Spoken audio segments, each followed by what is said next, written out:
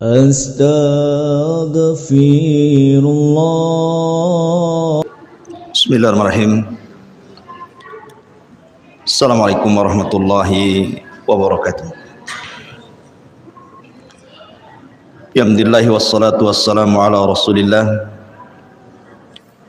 wa ala alihi wa sahbihi wa mawalah wa la hawla wa la quwata illa billahi wa ba'du. Alhamdulillah, di malam hari ini kembali kita bisa duduk untuk berthalabul ilmi. Salawat dan juga salam kita hadiahkan kepada Rasul kita Nabi besar Muhammad sallallahu alaihi wasallam. Kita lanjutkan kajian kita, masih membahas Siratul Mustafa, sejarah manusia pilihan di dunia, Rasul kita Muhammad sallallahu alaihi wasallam. Dan kita masih menjelaskan tentang sejarah kelam Yahudi yang ada di kota Madinah di zaman Nabi sallallahu alaihi wasallam. Di dalam surah Al-Baqarah ayat 120, Allah Subhanahu wa taala berfirman, "Walan tarda ankal yahudu walan nasara hatta tattabi'a millatahum." Selamanya tidak akan redha kepadamu wahai Muhammad orang-orang Yahudi ataupun Nasrani sehingga kalian mengikuti agama mereka. Kalimat lan yang masuk pada fi'lul mudhari ini dipahami oleh sebagian ahli tafsir, maksudnya lan li ta'bid. Lan li ta'bid itu artinya lan yang memiliki makna selamanya. Artinya selamanya orang-orang Yahudi dan Nasrani itu tidak akan redha sampai kita mengikuti mereka. Dengan tegas Al-Quran mengatakan bahwa namanya Yahudi dan Nasrani itu tidak akan pernah redha kepada kita kaum muslimin. Makanya mereka akan berusaha dengan cara mereka untuk menyesatkan orang Islam supaya berkiblat kepada mereka. Dan ini kita bisa lihat di dalam sejarah Nabi sallallahu alaihi wasallam ketika Rasul hijrah dari Mekah ke Madinah, bagaimana muamalah orang-orang Yahudi kepada Nabi. Padahal ikhwatu fiddin yang dimuliakan Allah Subhanahu wa taala, sering saya katakan bahwa orang Yahudi itu mereka lebih paham akan kedatangan Nabi sallallahu alaihi wasallam dibandingkan orang-orang musyrik Khazraj dan Aus. Karena orang-orang musyrik tidak punya maklumat akan kenabian. Mereka para penyembah berhala. Tapi orang Yahudi itu diturunkan Taurat kepada mereka, sebagaimana orang Nasrani diturunkan Injil kepada mereka. Taurat dan Injil itu sudah mengisyaratkan akan kemunculan Nabi akhir zaman. Coba anak-anak ditenangkan ya, di belakang itu ya, ribut sekali. Jadi harusnya yang beriman kepada Nabi sallallahu alaihi wasallam itu kan Yahudi dan Nasrani kan, karena punya maklumat harusnya kan. Tapi kenapa kemudian orang Khazraj dan Aus yang kemudian mereka rame-rame masuk Islam, yang kemudian kita kenal dengan sebutan Ansar, orang-orang Ansar, kan terbalik, menunjukkan bahwa hidayah itu milik Allah. Allah berkehendak siapapun yang akan diberikan hidayah oleh Allah Subhanahu wa taala. Ibnu Ishaq, seorang muarrikh ahli tarikh, menceritakan sebuah kisah dari Ummul Mukminin Safiyah bintu Huyai ibn Akhtab. Safiyah ini salah satu istri Nabi sallallahu alaihi wasallam. Dia putri daripada pembesar Yahudi namanya Huyai ibn Akhtab. Jadi Safiyah bercerita tentang bapaknya Huyai bin Akhtab ini. Dia mengatakan bahwa aku, kata Safiyah ini, kuntu ahabbu waladi abi ilaihi. Aku ini anak yang paling disayang bapakku. Wa ila ammi Abi Yasir. Bahkan pamanku namanya Abi Yasir juga sangat mencintai aku dibandingkan anak-anaknya. Jadi Safiyah ini memang walaupun dia seorang wanita tetapi sangat dicintai ayahnya dan sangat dicintai pamannya Abu Yasir melebihi anak-anaknya. Kata Safiyah, ketika Nabi SAW datang dari Mekah ke Madinah hijrah, jadi bapakku, maksudnya Huyai ibn Akhtab ini, dengan pamanku Abi Yasir ingin mengintai apakah betul yang datang itu seorang nabi atau orang yang ngaku-ngaku nabi. Ini dua orang Yahudi ini kemudian akhirnya mengintai Nabi SAW, yang ketika itu disebutkan bahwa Nabi SAW baru sampai di Kuba, di kabilah Amr ibn Auf, dan Nabi SAW singgah di situ. Akhirnya kemudian pagi-pagi buta nih Huyai ibn Akhtab ini dan Abi Yasir kemudian bertolak dari rumahnya menuju Bani Amr ibn Auf ini, sambil kemudian memperhatikan Nabi SAW. Lama mereka memperhatikan dari pagi sampai sore, baru mereka pulang. Setelah kemudian mereka pulang, kata Safiyah ini yang menceritakan istri Nabi ini, aku melihat wajah ayahku tidak seceria ketika dia berangkat, murung wajahnya. Kemudian aku pun menguping apa yang dibicarakan bapakku Huyai ibn Akhtab dengan Abu Yasir pamanku. Katanya Abi Yasir berkata kepada Huyai ibn Akhtab, huwa, apakah memang itu yang engkau lihat bahwa memang dia seorang nabi? Abu Yasir berkata ini kepada Huyai ibn Akhtab, apakah dia memang seorang nabi? Huwa, katanya. Maka kata Huyai ibn Akhtab, na'am, ya, wallahi dia itu nabi, katanya. Karena sudah kucocokkan alamat tanda-tanda yang kubaca dalam Taurat persis seperti apa yang ada pada dia, katanya. Tapi lihat bagaimana hasadnya orang Yahudi ini. Katanya kemudian Abi Yasir berkata lagi, bagaimana pendapatmu tentang dia? Apakah kita harus ikut dia? Maka lihat jawaban Huyai ibn Akhtab, qala adawatuhu wallahi ma baqaitu, katanya. Demi Allah, selama aku hidup aku akan jadi musuh dia selamanya, katanya. Dia sudah tahu dia nabi, tapi dia malah mengatakan seperti itu. Demi Allah, selama aku masih hidup aku akan jadi musuhnya, katanya. Padahal ketika ditanya oleh Abu Yasir, huwa, apakah dia nabi? Kata Huyai ibn Akhtab, iya dia nabi, ciri-cirinya persis, katanya. Sehasad itu orang Yahudi. Kenapa begitu hasadnya orang Yahudi?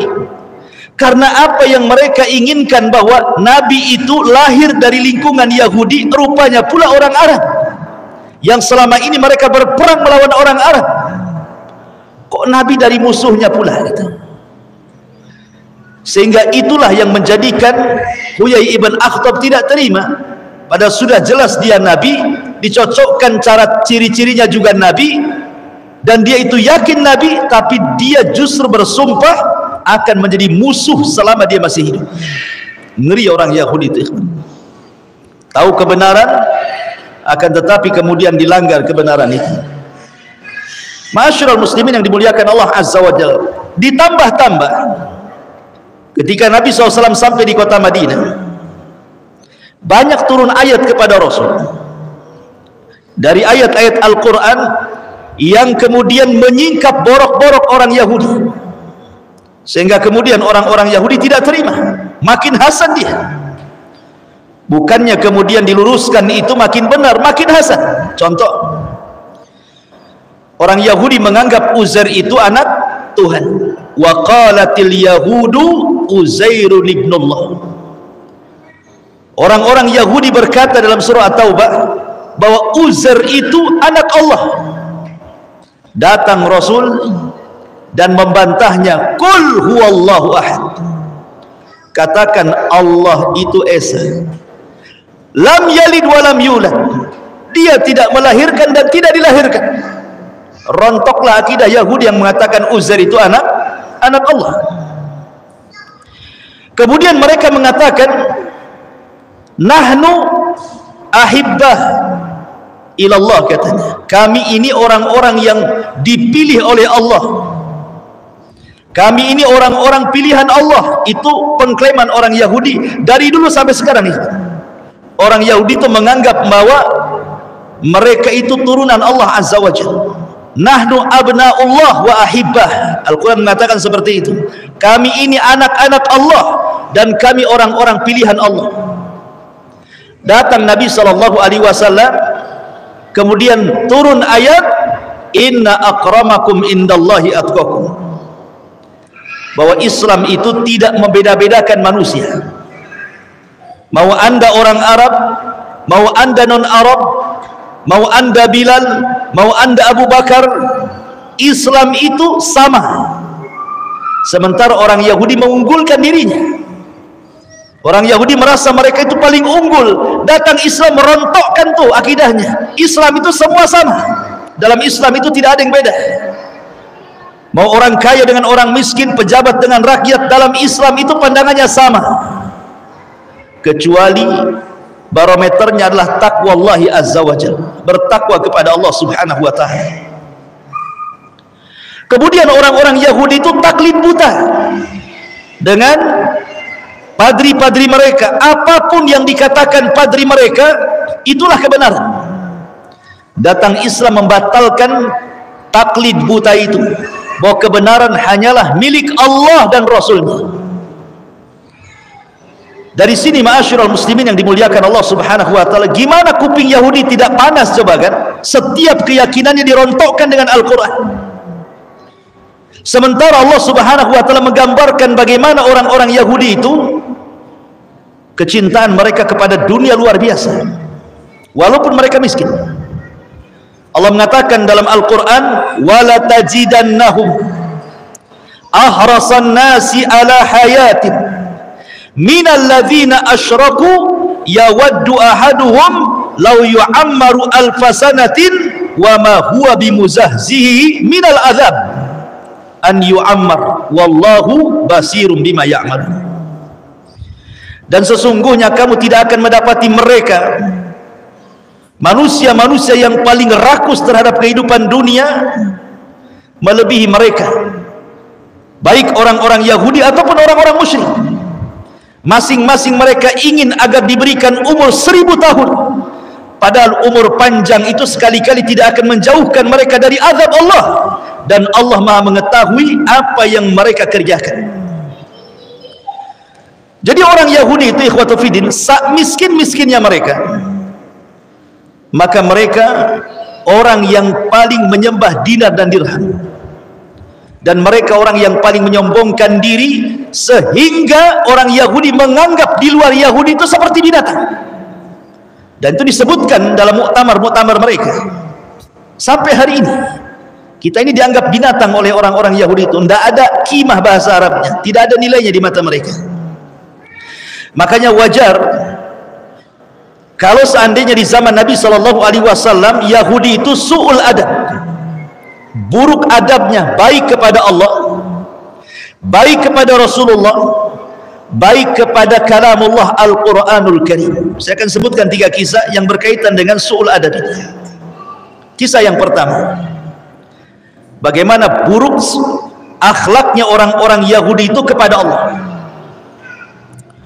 Ma'asyiral muslimin yang dimuliakan Allah Azza wa Jalla, dikisahkan oleh Abdullah ibn Abbas radhiyallahu anhuma tentang kisah Abu Bakar Siddiq radhiyallahu anhu.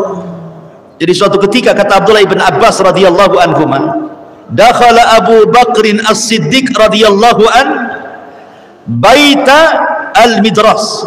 Suatu ketika Abu Bakar berjalan-jalan kemudian masuk ke perpustakaannya orang Yahudi. Jadi di situ tempat markasnya orang Yahudi belajar, midras namanya. Fawajada min Yahud nasan katsiran wa qad ijtama'u ila rajulin minhum yuqalu lahu Finhas. Tiba-tiba Abu Bakar Siddiq radhiyallahu anhu melihat kok ramai orang-orang Yahudi di situ sedang belajar kepada seorang padri yang namanya Finhas. Yahudi ini, rahib ini namanya Finhas. Kana min ulama'ihim wa akhbarihim. Si Finhas ini termasuk ulama Yahudi dan termasuk ahli ibadahnya dari kalangan Yahudi. Wa ma'ahu habrun yuqalu lahu Asya'. Dan di samping Minhas ini ada seorang padri juga namanya Asya'. Jadi ada dua di situ padri yang sedang mengajar. Satu namanya Finhas, satu namanya Asya'. Dua-duanya tokoh besarnya Yahudi. Dan manusia berkumpul kepada Asya'. Jadi Abu Bakar Siddiq radhiyallahu an mendatangi Finhas, pembesar Yahudi ini. Kemudian mengatakan, "Waihaka ya Finhas, ittaqillah wa aslim. Fa wallahi innaka la ta'lam anna Muhammadan Rasulullah qad ja'akum bil haqqi min indillah tajidunahu maktuban indakum fit Taurati wal Injil." Lihat keberanian Abu Bakar. Ya. Dia datang kepada pendeta Yahudi. Apa kata Abu Bakar? Wahai Finhas, salahkah engkau? Masuklah kau ke dalam Islam. Demi Allah, bukankah engkau sudah tahu bahwa Muhammad adalah utusan Allah dan sungguh telah datang kepada kalian kebenaran dari sisi Allah yang kalian ketahui dan ditulis di dalam kitab kalian Taurat dan Injil bahwa Muhammad itu Rasulullah. Masuklah kau ke dalam Islam. Masuk ke lingkungan Yahudi langsung ngomong gitu Abu Bakar. Kamu kan sudah tahu bahwa Muhammad itu Rasulullah dan itu berdasarkan kitab kalian. Kenapa kalian tak masuk Islam? Itu maksudnya. Akhirnya kemudian Finhas mengatakan kepada Abu Bakar, "Wallahi ya Abu Bakrin, demi Allah wahai Abu Bakar, ma bina ilallahi min faqrin wa innahu ilaina la faqiran." Abu Bakar, kami tidak berhajat kepada Allah. Allah yang berhajat kepada kami. Ya bayang, di mana Abu Bakar? Dia mengatakan apa? Kami tidak butuh dengan Allah Tuhanmu. Dia Tuhanmu yang butuh dengan saya, katanya. Wa man tadarra ilaihi kama yatadarra ilaina. Sebagaimana bukan kami yang harus meminta doa kepada dia, dia harus meminta kepada kami, katanya. Di Bali itu kurang ajar di Bali. Ya.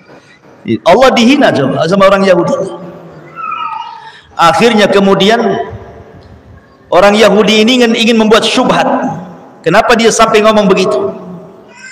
Wahai Abu Bakar, bukankah dalam kitabmu, maksudnya Al-Quran, ada ayat, "Man dzalladzi yuqridullaha qardan hasana fayudha'ifahu lahu ad'afan katsira wallahu yaqbid wa yabsut wa ilaihi turja'un." Barang siapa yang meminjami Allah dengan pinjaman yang baik, maka Allah akan melipat gandakan ganti kepadanya dengan yang lebih baik. Lihat Abu Bakar ayat ini. Kalau Tuhanmu kaya, kenapa dalam Qur'anmu barang siapa yang meminjami Allah, berarti Allah itu fakir, dia pinjam sama kita. Syubhatnya orang Yahudi. Ya. Kemudian kalian datang melarang kami riba, tidak boleh riba.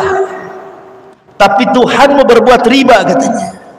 Karena di sini kalau kita meminjamkan kepada Allah, Allah lipat gandakan gantinya, kan? Kurang ajar nggak? Orang Yahudi itu juga. Ya. Dia ngasih syubhat kepada Abu Bakar. Emosi Abu Bakar, nggak tahan dia. Ditamparnya si Finhas yang di depan orang, ditampar. Ya. Kemudian pergi.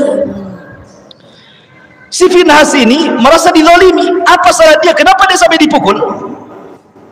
Datang dia kepada Nabi SAW melapor. Kemudian di hadapan Nabi SAW dia mengatakan, ya Rasulullah, undur ma sana'a bi sahibuk. Lihat apa yang diperbuat temanmu si Abu Bakar itu. Dia sudah memukul wajahku, katanya. Kemudian Rasul mengatakan kepada Abu Bakar, ya Abu Bakar, ma hamalaka ala ma sana'ta. Betul kau lakukan itu wahai Abu Bakar? Kata Abu Bakar, bala, tentu aku lakukan itu. Ya. Kenapa kau lakukan? Kenapa kau pukul dia? Maka Abu Bakar Siddiq radhiyallahu anhu mengatakan, karena dia mengatakan Tuhan kita, Allah maksudnya, fakir dan mereka kaya, katanya. Maka Rasul mengatakan, ya Finhas, betul apa yang dikatakan Abu Bakar? Oh enggak benar, aku enggak pernah mengatakannya, katanya. Kurang ajar dia, kan? Ya. Jadi munafik itu bukan orang musyrik saja seperti Abdullah ibn Ubay saja, tapi Yahudi juga ada munafiknya. Karena kaidah munculnya munafik itu apabila Islam kuat, maka kuatlah munafik. Kalau Islam lemah, maka lemahlah munafik. Jadi munafik itu sesuai dengan kekuatan Islam. Kalau Islam kuat, munafiknya makin kencang. Kalau Islam lemah, justru nggak ada munafik. Ngapain kalau Islam lemah jadi munafik? Jadi kafir aja lah. Kan gitu bahasanya.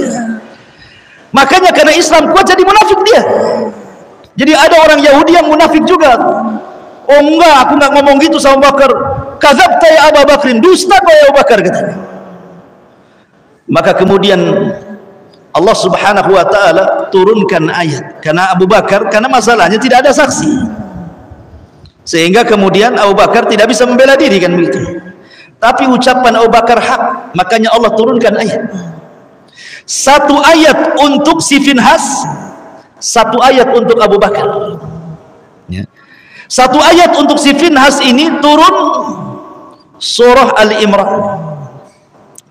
Turun surah kepada Abu Bakar turun surah Al-Imran, la tublawunna fi amwalikum wa anfusikum wa la tasma'unna minal ladzina utul kitaba min qablikum wa minal ladzina asyraku adan katsira wa in tasbiru wa tattaqu fa inna dzalika min azmil umur. Ayat ini turun kepada Abu Bakar mengobati luka Abu Bakar karena merasa bahwa beritanya tidak diakui. Maka Allah mengatakan, kamu sungguh akan diuji terhadap hartamu dan juga dirimu, dan juga kamu sungguh-sungguh akan mendengar dari orang-orang yang diberikan kitab sebelum kamu, dan dari orang-orang yang mempersekutukan Allah gangguan yang sangat menyakitkan hatimu. Allah dihina apa enggak sakit? Jika kamu bersabar wahai Abu Bakar seolah-olah seperti itu dan bertakwa, maka sesungguhnya yang demikian itu termasuk urusan yang patut diutamakan. Tetapi kemudian turun kepada Finhas, berucapan dia benar, mengatakan Allah miskin dan mereka orang Yahudi merasa kaya. Turun ayat kepada mereka. Apa ayatnya? Laqad sami Allahu qaulal ladzina qalu innallaha faqirun wa nahnu aghniya sanaktubu ma qalu wa qatlahumul anbiya bighairi haqq wa naqulu dzuqu adzabal hariq. Sungguh Allah mendengar ucapan orang yang mengatakan Allah itu fakir, kami yang kaya. Siapa yang mengucapkan? Finhas. Maka kami akan catat apa yang mereka katakan, dan terhadap pembunuhan mereka dahulu kepada para nabi, dan kami katakan kepada mereka, rasakanlah kelak azab neraka yang akan membakar kalian. Subhanallah, bagaimana su'ul adabnya siapa? Yahudi kepada Allah Subhanahu wa ta'ala. Dia mengatakan Allah fakir, mereka pula kaya. Ini satu kisah bagaimana su'ul adab mereka kepada, banyak sebenarnya kisahnya, seperti mengatakan Allah bakhil, ya. Kemudian kisah yang kedua, bagaimana su'ul adab mereka kepada Nabi SAW. Ini dikisahkan di dalam kitab Sahihaini Bukhari Muslim, ketika Aisyah radhiyallahu anha bercerita. Jadi yang menceritakan di sini adalah Aisyah Ummul Mukminin radhiyallahu anha. Ada seorang Yahudi tiba-tiba mengucapkan salam kepada Nabi sallallahu alaihi wasallam dengan salam kematian. Assalamu alaikum ya Muhammad. Bukan assalamu alaikum. Assamu alaikum. Beda kalau assalamu alaikum dengan assamu alaikum. Kalau assalamu artinya selamat. Kalau assam itu artinya racun. Seolah-olah kalau diartikan assamu alaikum, mati aja kau Muhammad gitu bahasanya. Kalau assalamu alaikum, mudah-mudahan Allah Subhanahu wa taala berikan keselamatan kepadamu wahai Muhammad. Aisyah radhiyallahu anha Ummul Mukminin mendengar ucapan orang Yahudi ini, kemudian ngomong sama Nabi sallallahu alaihi wasallam. Ya Rasulullah, kata Aisyah, kenapa kau tidak jawab mereka dengan membalik kata-kata mereka? Bukankah mereka adalah abna'u al-khanazir, anak-anaknya babi katanya. Abna'ul khanazir, karena orang-orang Yahudi dikutuk menjadi kera dan babi, kan begitu ya. Kunu qiradatan khasiin, kan itu. Jadi Aisyah radhiyallahu mengatakan, kenapa kau tidak balas mereka? Bukankah mereka adalah abna'u al-qiradata wal khanazir, anak-anaknya kera dan babi, kata Aisyah. Apa kata Nabi SAW? Wahai Aisyah, jangan seperti itu.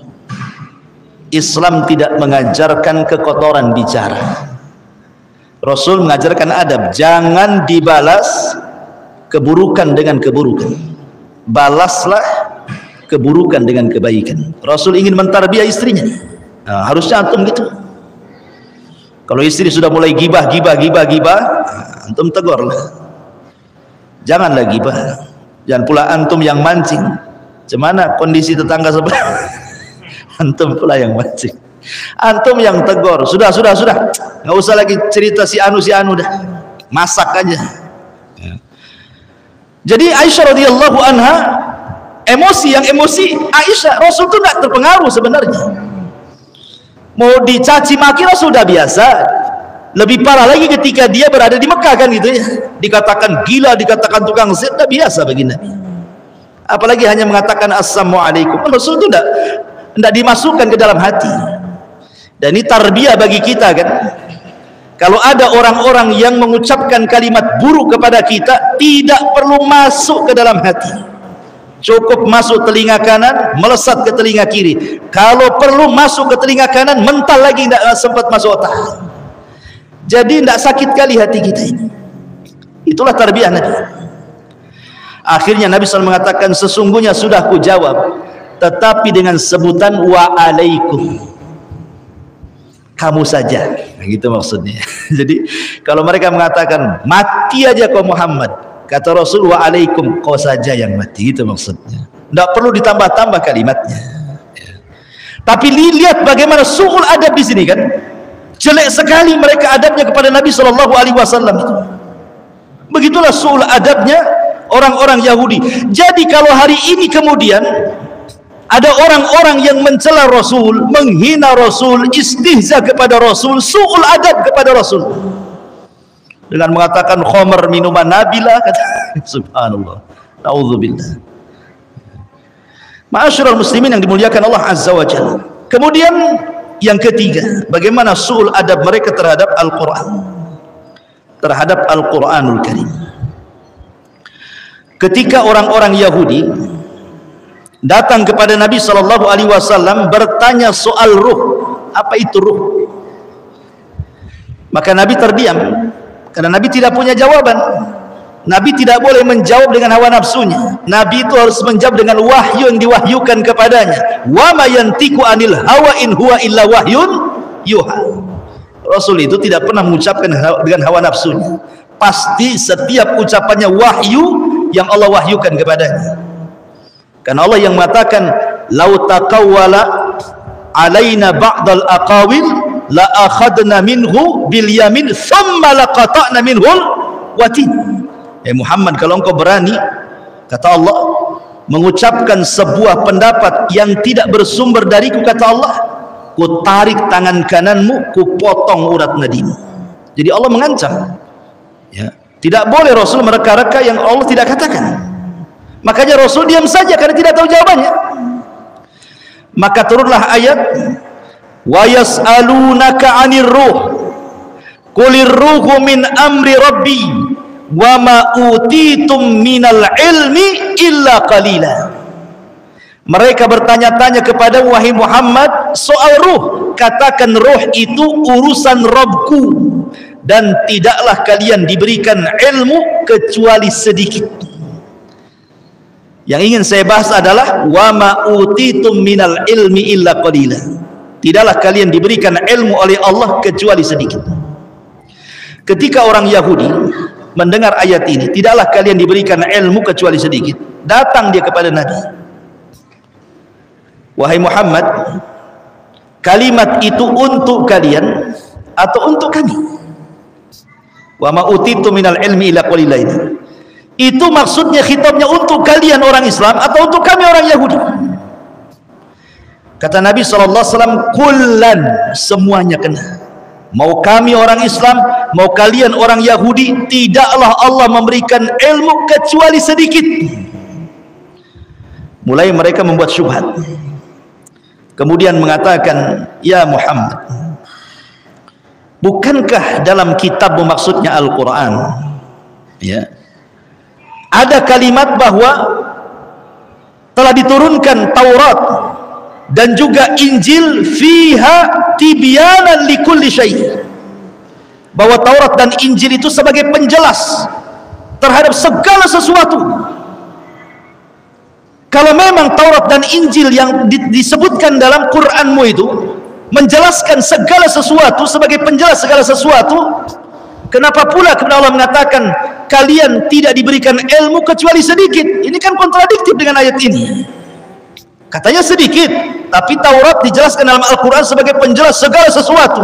Kan banyak artinya gitu maksudnya.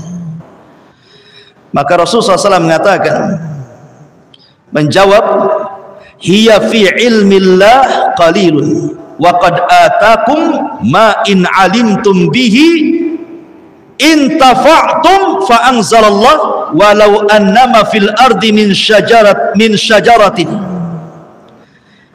syajarati aqlamin, kemudian wal bahru yamudduhu min ba'dihi sab'atu abhurin ma nafidat kalimatullah. Kata Nabi SAW, apapun yang tersimpan dalam kitab kalian Taurat, tetap itu kecil sedikit bagi Allah.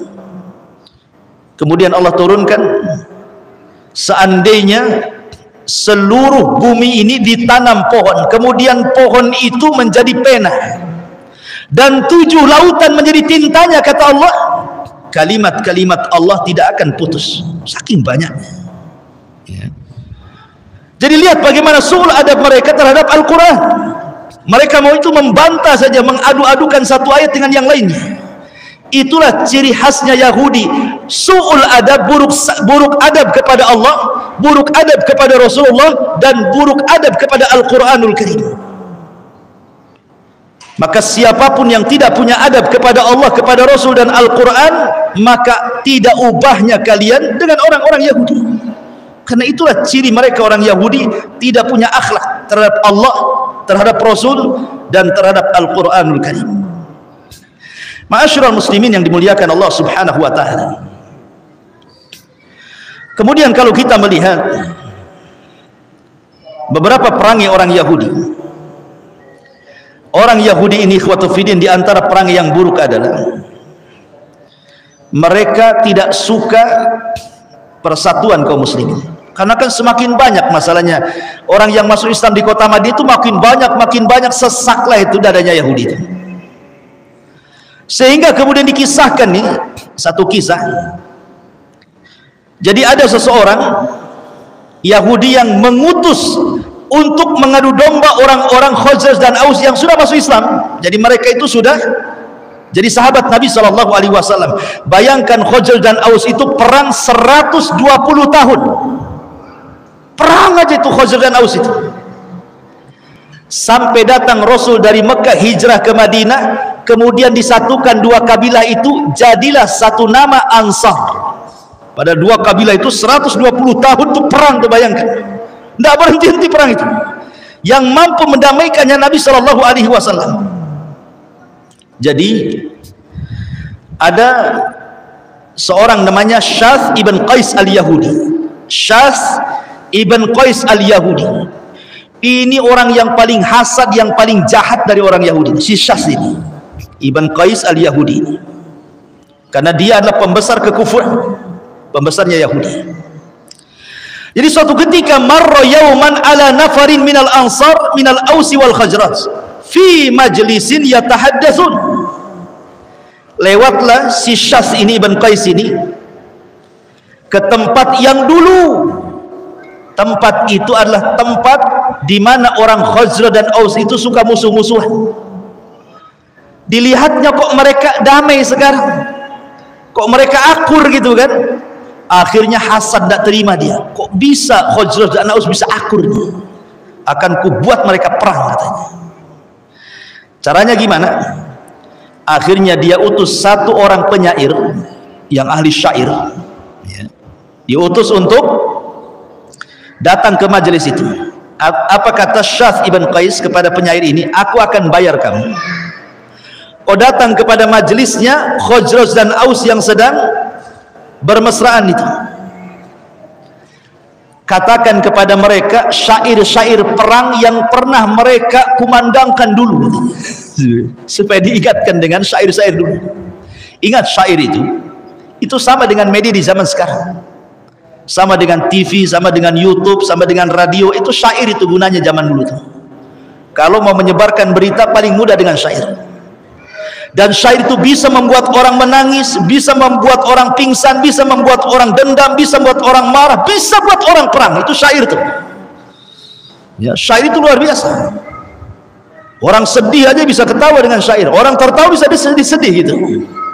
Itulah syair, kekuatan syair di zaman itu. Datanglah kemudian ke orang-orang Khazraj dan Aus ini dari kalangan Ansar yang sedang ngobrol mesra-mesraan karena sudah nggak ada musuh-musuhan lagi. Semua sudah masuk Islam. Ngobrol lah kemudian di tengah-tengah mereka. Tiba-tiba dia melantunkan syair-syair lama, kenangan-kenangan lama ketika kedua kabilah ini perang. Bangkitlah emosi orang-orang Khazraj dan Aus ini. Kemudian diingatkan tentang kekalahan Khazraj dari Aus. Aus ini kabilah kecil, Khazraj ini kabilah besar, tapi bisa kalah sama Aus, kan itu. Jadi orang-orang Khazraj tidak terima, merasa kemudian direndahkan dengan syairnya itu. Masa kalian ini Khazraj negara besar kok kalah sama negara kecil gitu maksudnya.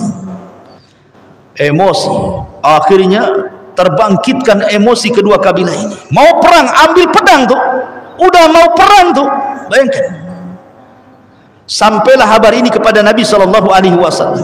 Bergegas Rasul datang ke tempat itu karena sudah mau hadap-hadapan dengan pedang-pedang mereka. Kata Nabi SAW, atad'unal jahiliyah wa ana baina adhurikum ba'da idh akramakumullahu bil Islam wa qata'a bihi ankum amral jahiliyah wa allafallahu bainakum.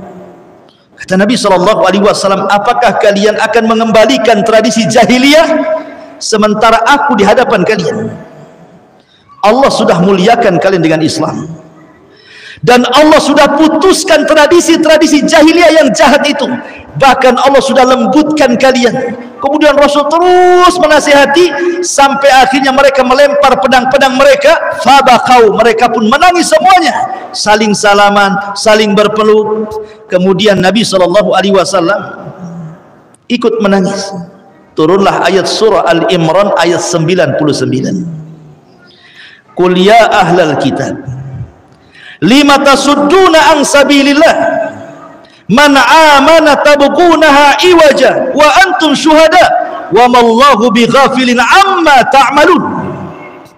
Katakan wahai Muhammad, wahai ahli kitab, maksudnya Yahudi dan Nasrani, mengapa kamu menghalang-halangi orang-orang yang beriman dari jalan Allah? Kamu menghendaki jalan Allah bengkok, padahal kamu menyaksikannya dan Allah tidak lengah terhadap apa yang kalian kerjakan. Kenapa kalian hendak menghalang-halangi orang-orang yang sudah masuk Islam? Ngapain kamu? Ya. Jadi Allah Subhanahu wa taala turunkan ayat ini menyebutkan sifat-sifat orang-orang Yahudi suka memecah belah. Jadi kalau ada provokator dalam dakwah itu, jangan-jangan nih masuk sifat-sifat Yahudi pula, suka memecah belah. Karena orang Yahudi tidak suka kalau seandainya Islam berkembang, hasad dia. Ya.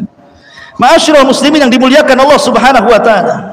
Lihat bagaimana ketidaksukaannya orang-orang Yahudi kepada kaum muslimin yang ada di kota Madinah. Bahkan mereka itu tukang hasud.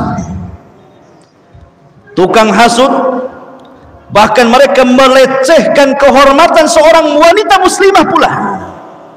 Ada di Madinah itu, di antara kabilah Yahudi itu namanya kabilah Bani Qunaiqah. Kabilah Bani Qunaiqah. Kabilah Bani Qunaiqah itu kabilah Yahudi yang pertama yang terusir dari kota Madinah. Kabilah Bani Qunaiqah. Kenapa demikian? Jadi ketika kaum muslimin ini menang di perang Badar, orang Yahudi tidak suka, kemudian mengejek, ialah musuh kalian orang-orang musyrik, patutlah kalian menang katanya. Coba kalau musuh kalian aku, orang Yahudi, kalah kalian. Kan kurang ajar tuh. Ialah musuhnya orang-orang itu, cobalah musuh perang sama kami gitu. Udah kalah kalian. Sampai berita ini kepada Rasul. Ya, bayangkan. Ditambah-tambah kemudian Bani Qunaiqah ini mengutus utusan ke Quraisy. Untuk apa? Membangkitkan dendam kekalahan supaya suruh balas. Kami akan bantu dari Madinah. Udah bayangkan orang Yahudi kan, siasat mereka. Akhirnya kemudian sampai suatu ketika adalah wanita muslimah ke pasar jual, membeli sesuatu, masuk ke dalam pasar, kemudian dipaksa orang Yahudi untuk membuka cadarnya, membuka hijabnya, auratnya. Wanita ini tak mau, fa'abat, tak mau. Rupanya ketika wanita ini duduk, jilbabnya diikat di kursi. Dia tidak sadar kalau diikat. Pas bangun, ketarik, nampaklah auratnya. Menjeritlah wanita ini. Kemudian meminta pertolongan kepada kaum muslimin. Ada satu pemuda muslim ini nggak terima. Cari siapa yang mengikat kain wanita itu. Rupanya mengikat itu pemilik toko Yahudi. Langsung ambil pedang, tebas kepalanya, mati. Ketika kemudian, itu kan pasarnya Yahudi tuh, pasarnya Bani Qunaiqah, orang Yahudi semua di situ. Ketika kemudian ada seorang muslim ini membunuh, karena apa? Karena dia sudah melecehkan seorang, ini satu pasar nggak terima, dikejarnya orang muslim yang membunuh satu Yahudi ini, kemudian dihakimi rame-rame, mati juga. Sampai berita ini kepada Nabi SAW. Berarti Bani Qunaiqah ini sudah merobek perjanjian piagam Madinah. Ya, kan sudah ada piagam itu. Tidak boleh saling mendolimi, harus saling menjaga dan begitu seterusnya kan. Ada 51 butir dalam piagam itu. Dan semua kemaslahatan dengan sangat adilnya dalam piagam itu. Betul-betul menerapkan syariat Islam. Berarti orang Yahudi sudah melanggar. Dari situ Rasul mempersiapkan pasukan, melucuti senjata orang-orang Bani Qunaiqah, kemudian diusir keluar dari Madinah. Akhirnya mereka tinggal di perbatasan Syam. Seperti itulah jahatnya orang-orang Yahudi kepada kaum muslimin di zaman Nabi sallallahu alaihi wa ala alihi wasallam. Ma'asyiral muslimin yang dimuliakan Allah Subhanahu wa taala. Kemudian juga di antara mereka ada yang berusaha untuk membuat fitnah. Dengan cara apa? dengan cara bagaimana kemudian mengolok-olok kaum muslimin sebagaimana yang sudah saya jelaskan tadi, sehingga mereka harus berpecah. Terkadang juga supaya orang-orang yang sudah masuk Islam ragu-ragu dengan keislamannya, jadi mereka membuat tasykik, keraguan. Cemana nih caranya? Orang-orang itu kembali kepada kekufuran mereka, balik lagi kepada kemusyrikan itu, jangan masuk ke dalam Islam. Caranya bagaimana? Membuat tasykik, membuat keraguan-raguan. Dengan cara apa mereka membuat keraguan-raguan? Dengan cara memperbanyak tanya kepada Nabi SAW. Jadi mereka itu caranya ada dengan cara mendebat di hadapan para sahabat. Nanti kalau Rasul tidak bisa menjawab, tengok Nabi kalian tidak bisa jawab. Dan itu dijelaskan dalam beberapa riwayat bagaimana orang Yahudi ini berusaha untuk meragukan kaum muslimin dari agama Islam. Contoh beberapa kasus. Ketika orang-orang Yahudi ditanya oleh Nabi SAW, man ahlun nar, siapa penduduk neraka, siapa penduduk neraka? Maka orang Yahudi mengatakan, nahnu, kami penduduk neraka, summa takhlufuna antum, tapi kami sebentar saja, habis itu kau penggantinya. Iya betul, kami penduduk neraka, tapi sebentar saja. Berapa hari? 40 hari saja. Makanya turun ayat, wa qalu lan tamassana an-nar illa ayyaman ma'dudat, katanya. Kalaupun kami harus masuk neraka, paling beberapa hari di neraka itu. Ada yang mengatakan 40 hari diambil dari kesalahan Bani Israel ketika ditinggal Nabi Musa mengambil Taurat, mereka menyembah patung anak sapi. Ya 40 hari itulah kesalahan kami, katanya. Habis itu kalian yang gantikan, kalian kekal di dalamnya, katanya. Maka Rasul mengatakan, kadzabtum, dusta kalian. Laqad alimtum anna la nukhlifukum. Kalian sudah tahu enggak mungkin kami jadi ganti kalian di neraka. Kalian akan dikekalkan di dalamnya. Makanya turun ayat, wa qalu lan tamassana nar illa ayyaman ma'duda. Qul attakhadtum indallahi ahdan fala yukhlifallahu ahdah am taquluna 'alallahi ma la ta'lamun. Mereka berkata, neraka tidak akan menyentuh kami kecuali beberapa hari saja. Ada yang mengatakan beberapa hari di sini, ada yang mengatakan 40 hari, ada yang mengatakan 1 minggu saja. Karena orang Yahudi meyakini bahwa umur dunia itu 7,000 sanah, 7.000 tahun. Mereka mengatakan umur dunia itu 7.000 tahun. Wa anna Allah yu'adzibun nas fin nar bi kulli alfi sanatin min ayyamid dunya yawman wahidan.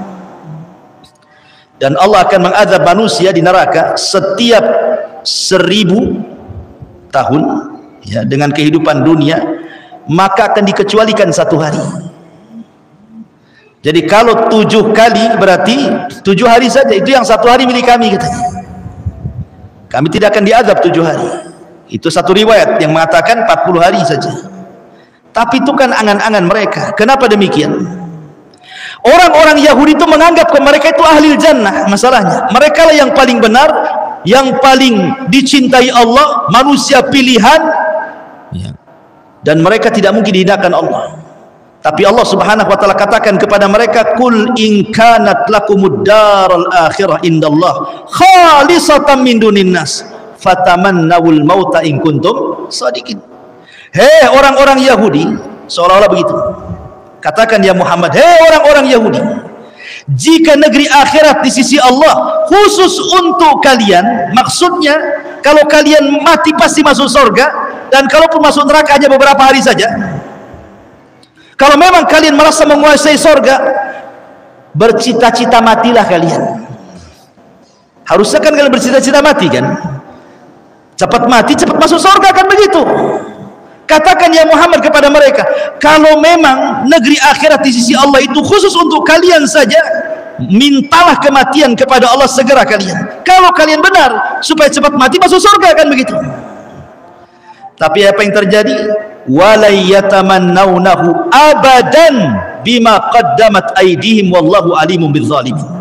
Tetapi mereka tidak akan menginginkan kematian itu sama sekali karena dosa-dosa yang telah dilakukan tangan-tangan mereka. Mustahil ada orang Yahudi berangan-angan mati. Karena tadi saya sudah katakan di ayat, kalau bisa umur mereka itu ribuan tahun, kan itu ya. Berarti mereka itu hanya membuat syubhat di tengah-tengah kaum muslimin supaya kaum muslimin ragu-ragu dengan Islam. Mereka membuat bantah-bantahan kepada Rasul tentang Al-Quran. Begitulah wataknya orang-orang Yahudi. Ma'asyiral muslimin yang dimuliakan Allah Azza wa Jalla. Tetapi walaupun demikian, Nabi itu mengajarkan kepada kita tentang sifat kelembutan. Sudah tahu Yahudi itu jahat-jahat, kurang ngajar semuanya. Tetapi lihat muamalah Nabi SAW di kota Madinah. Padahal kan Rasul lebih kuat loh. Jadi dengan menggabungkan Khazraj dan Aus, kemudian kedua kabilah besar di Madinah ini masuk Islam, menjadi mayoritas jadinya. Jadi orang Yahudi makin sedikit, orang Islam makin banyak, kan begitu. Tapi Nabi SAW tetap berpegang kepada piagam Madinah. Kalau Rasul mau kan mereka diusir semua, kan? Tidak, ada perjanjian di situ. Lah di antara perjanjian itu, kaum muslimin tetap memberikan yang pertama hakul hayah. Diberikan hak hidup orang Yahudi. Bayangkan diberikan hak hidup. Bahkan Rasul mengancam tidak boleh membunuh kafir dhimmi. Ya, kafir yang satu atap dengan kita, tetangga kita, satu komplek, satu desa, nggak boleh dikasih kehidupan, padahal mereka kan menjadi minoritas setelah datangnya Rasulullah, kan. Tapi Rasul tetap berpegang dengan perjanjian, masih diberikan hak hidup. Yang kedua, diberikan hak at-tamalluk. Mereka boleh menguasai harta mereka sendiri. Mau berniaga sesuka mereka silahkan, tidak dirampas hartanya. Mereka bebas di kota Madinah, asal jangan keluar dari perjanjian saja. Kemudian juga hakul himayah wa difa. Kalau ada orang yang menyerang mereka, Islam membelanya. Kurang apa tuh? Kamu kalau punya musuh di luar, mereka menyerang kamu, kami yang akan jadi bentengmu. Bayangkan, dikasih perlindungan lagi. Kemudian juga hakul adli. Diberikan hak keadilan dalam muamalah. Bahkan Rasul SAW tidak suka dengan kezaliman. Kalau ada orang muslim mendolimi orang Yahudi, maka tetap orang muslim ini ditindak secara syariat Islam. Ya, seperti yang terjadi ketika seorang muslim membunuh dua orang Yahudi, maka dia harus bayar diat, kan. Itulah bedanya kalau orang kafir membunuh orang Islam, kisos. Kalau orang Islam membunuh orang kafir, dia, ya, karena kehormatan seorang muslim, itu maksudnya. Tapi kalau muslim sesama muslim, ya kisos. Ini kan bandingannya muslim dengan kafir, kan itu. Akhirnya Nabi SAW mencari-cari untuk bayar diat, karena sudah membunuh dua orang, berarti 200 ekor unta tuh. Kan satu orang 100 ekor unta tuh. Subhanallah, Rasul sampai minta kepada orang muhajirin, minta kepada orang ansor, minta kepada yang ada dalam perjanjian itu, suruh infak untuk bayar diat kepada orang yang sudah dibunuh kepada keluarganya. Sampai seperti itu Nabi SAW membela hak-haknya orang-orang kafir di situ. Tapi orang Yahudi tidak paham dengan ajaran Nabi. Ma'asyiral muslimin yang dimuliakan Allah Azza wa Jalla. Bahkan Rasul SAW pun terkadang mengunjungi, kalau ada orang sakit Yahudi itu dikunjungi. Sampai ada satu kisah, kan, ada orang Yahudi sakit, kemudian Nabi SAW mengunjungi orang Yahudi yang sedang sakit itu. Rupanya anak muda ini, Yahudi ini, dulunya pernah bekerja dengan Nabi, jadi dia tahu akhlak Nabi. Kata Nabi SAW, mau nggak kau masuk Islam? Rasul sudah tahu dia bakal mati. Maukah kau masuk Islam? Maka Yahudi ini kadang-kadang menatap wajah Rasul, kadang-kadang menatap wajah bapaknya. Takut dia dengan bapaknya mau mengucapkan syahadat itu. Entah gimana bapaknya justru mengatakan ati Abul Qasim, ikuti ucapan Abul Qasim, maksudnya Rasulullah. Maka Yahudi mengatakan asyhadu an la ilaha illallah wa annaka rasulullah, kemudian mati. Kemudian Rasul keluar rumah, angkat tangannya tinggi-tinggi dan mengatakan apa? Alhamdulillah alladzi anqadhahu minan nar. Segala puja dan puji bagi Allah yang telah menyelamatkan si Yahudi itu dari api neraka. Karena dia masuk Islam baru mati. Ya berarti wala tamutunna illa wa antum muslimun, kan gitu. Berarti dia mati di atas Islam. Bahkan ketika Nabi SAW disihir oleh siapa? Labid ibn Asam, jelas-jelas disihir. 6 bulan Rasul kena sihir sampai linglung Rasul, ya. Sampai dia merasa sudah mandi junub, padahal tidak junub. Tetapi tidak mempengaruhi wahyu, sekali lagi hanya kelemahan kepada fisiknya saja. Ketika Rasul sudah sembuh dan diruqyah oleh malaikat Jibril, kemudian turun surah Muawwidhataini, Qul a'udzu binnas dan Qul a'udzu birabbil falaq, Rasul tidak membalas kepada siapa? Labid ibn Asam. Tidak. Bisa saja kan Rasul membalas, kan sudah tahu tuh yang menyihirnya siapa kan? Rasul tidak balas, dibiarkan Labid bin Asam. Bahkan orang yang meracun Nabi sekalipun, Zainab bintul Haris, ketika Nabi SAW pulang dari Khaybar, dan itu terakhir peperangan melawan Yahudi dan KO, sehingga tidak ada lagi orang Yahudi, sudah habis di Khaybar. Akhirnya dendam orang Yahudi, cemana nih caranya menghalangi dakwah ini, kami sudah nggak sanggup berperang melawan Rasulullah. Akhirnya mereka pun berinisiatif untuk meracuni Nabi. Tanyalah Zainab bintul Haris ini, makanan apa kesukaan Nabi itu? Oh, pahanya daging kambing katanya. Dimasakkanlah paha daging kambing, dilumuri racun, kemudian dia pun mengundang Rasul yang memang kebetulan kehabisan bekal pulang dari Khaybar. Kemudian dijamulah di rumahnya Zainab bintul Haris ini. Oh, sahabat sudah siap makan tuh, lezat daging kambing.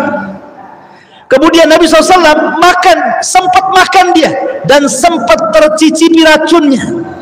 Tiba-tiba daging itu berbicara, jangan kau makan lagi katanya, aku sudah dilumuri racun. Langsung dilempar sama Nabi, ya.